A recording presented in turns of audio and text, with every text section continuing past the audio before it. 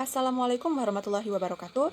Nama saya Antonovita dari kelas D Akuntansi Syariah akan melanjutkan materi Tauhid Ilmu Kalam. Saat ini saya akan menjelaskan bab ketiga yaitu Tauhid Uluhiyah. Pasal pertama mengenai makna dari Tauhid Uluhiyah dan bahwa ia adalah inti dari dakwah Rasulullah SAW.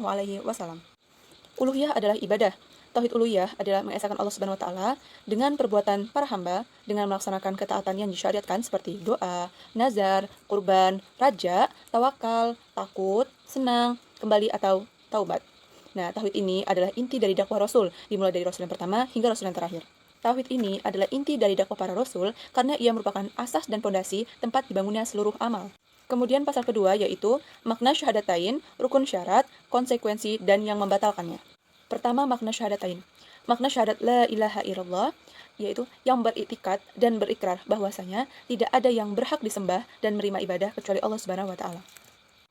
Jadi, makna dari kalimat ini secara ijma atau global adalah tidak ada sesembahan yang hak selain Allah Subhanahu wa taala. Kalimat la ilaha illallah telah ditafsiri dengan beberapa penafsiran yang batil, antara lain yang pertama adalah la ilaha illallah diartikan dengan tidak ada sesembahan kecuali Allah, yang kedua la ilaha illallah diartikan dengan tidak ada pencipta selain Allah, dan la ilaha illallah diartikan sebagai tidak ada hakim atau penuntut hukum selain Allah Subhanahu wa taala. Makna syahadat Muhammad dan Rasulullah yaitu mengakui bahwa Muhammad adalah hamba Allah dan Rasulnya yang diutus secara keseluruhan, serta mengamalkan konsekuensinya, menaati perintahnya, membenarkan ucapannya, menjauhi larangannya, dan tidak menyembah Allah kecuali apa yang disyariatkan. Yang kedua adalah rukun syahadatain. Yang pertama rukun la ilaha illallah. La ilaha illallah memiliki dua rukun. Yang pertama adalah an-nafyu atau peniadaan. La ilaha membatalkan syirik dengan segala bentuknya dan mewajibkan kekafiran terhadap segala sesuatu sembahan selain Allah. Yang kedua al-itsbat atau penetapan. Illallah menetapkan bahwa tidak ada yang berhak disembah kecuali Allah Subhanahu wa taala dan mewajibkan pengamalan dengan segala konsekuensinya. Selanjutnya, rukun syahadat Muhammad dan Rasulullah. Syahadat ini juga mempunyai dua rukun, yaitu terletak pada kalimat abduhu wa rasuluhu, yaitu hamba dan utusannya. Dua rukun ini menafikan ifrat berlebih-lebihan dan tafrid meremehkan hak Rasulullah SAW. Ketiga, syarat-syarat syahadatain. Yang pertama, syarat-syarat la ilaha illallah.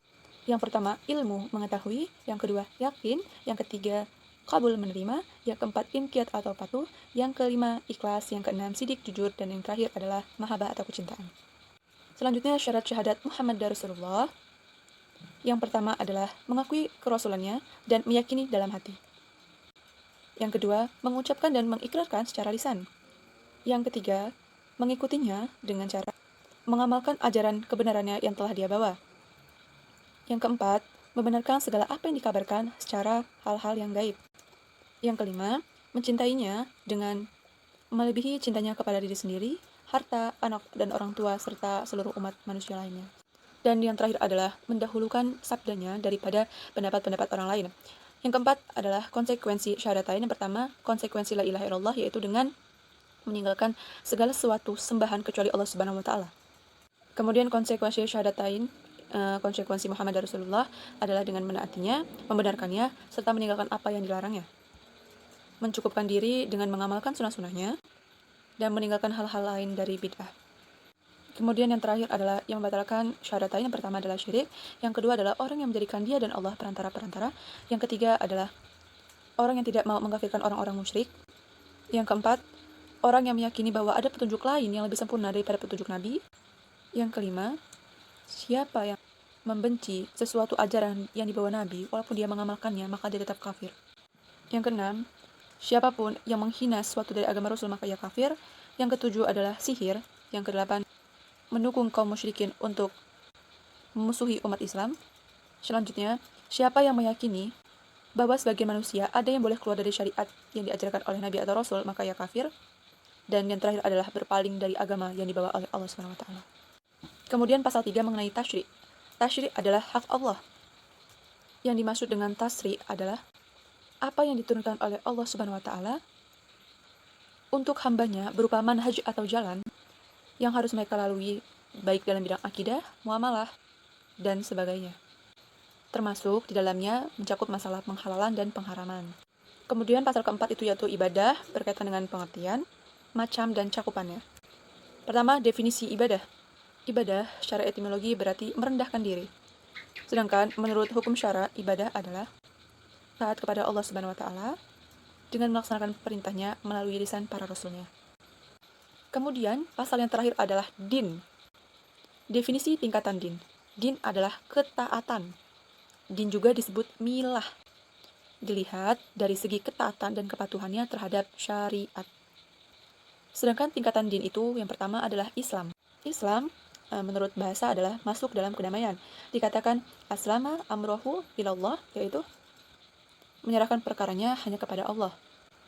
Sedangkan menurut syara, Islam adalah pasrah kepada Allah, bertauhid dan tunduk kepadanya, taat dan membebaskan diri dari segala macam syirik.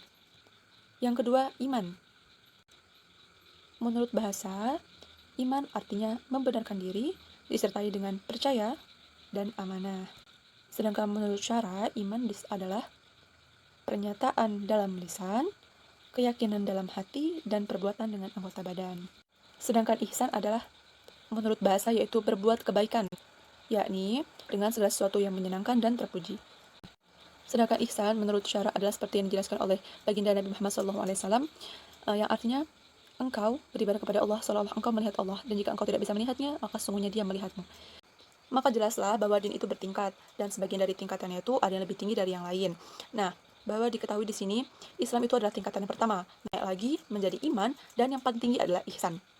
Nah, sekian materi yang dapat saya sampaikan. Apabila masih banyak kekurangan dari apa yang saya sampaikan, saya mohon maaf sebesar-besarnya, dan kepada Allah saya mohon ampun. Saya akhiri, wallahu muwaffiq ila aqwamit thoriq. Wassalamualaikum warahmatullahi wabarakatuh.